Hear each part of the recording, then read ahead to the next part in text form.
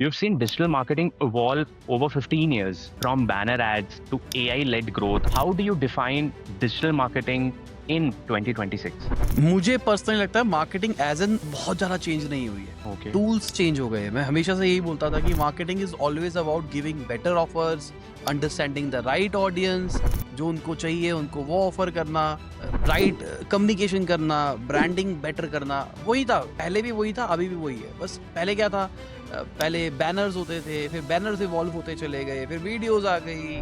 आज एआई की वजह से हमको वर्चुअल इन्फ्लुएंसर्स देखने को मिल जाते हैं। तो अगर मैं देखूं 2026 is a very good time जहां पर एक डिजिटल मार्केटिंग एजेंसी रन करना रिलेटिवली ईजियर है। Easier है। For Okay. एग्जाम्पल, अगर मुझे किसी ब्रांड के लिए कमर्शियल बनाना था बहुत पहले, तो मुझे बहुत कॉस्ट आती थी। बहुत मुझे उनके प्रोडक्ट फोटोशूट कराने थे, तो एक टीडियस प्रोसेस होता था। प्रोडक्ट फोटोशूट होगा और वो एक एक्चुअल प्रॉप्स के साथ होता था, एक स्टूडियो सेटअप के अंदर सेट किया जाता था। आज आप फोन से फोटो खींचो, नैनो बनाना को भेजो, आपका प्रोडक्ट फोटोशूट रेडी है। आज आप चाहते हो, आपको 10 क्रिएटर्स बनाने हैं, आप 15 मिनट के अंदर 10 क्रिएटर्स बना के उसको टेस्ट कर सकते हो।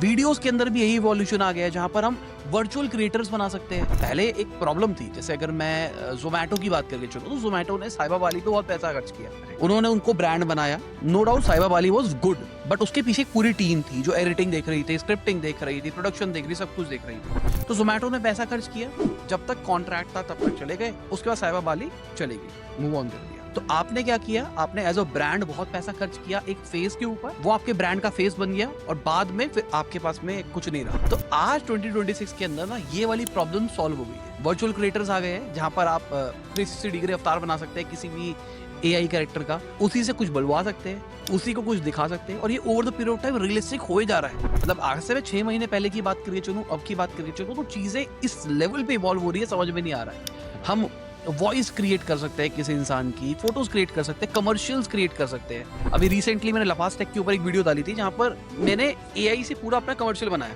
ऑलमोस्ट मुझे 1.5 आवर्स लगे, मतलब 1.5 घंटे में काम हो गया।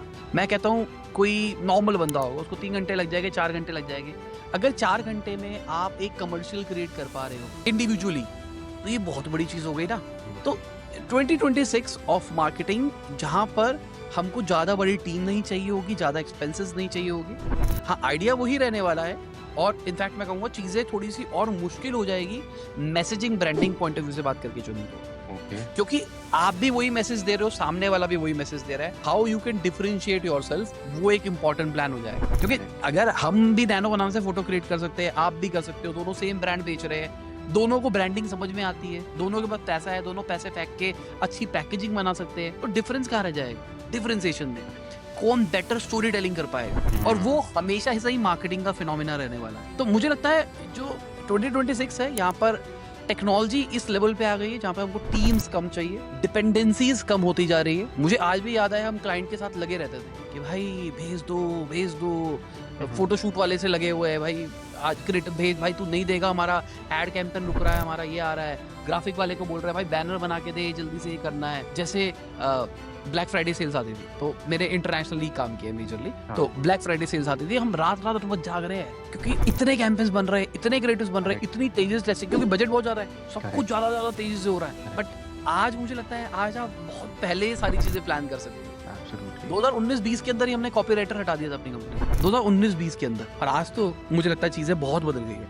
बहुत बदल गई।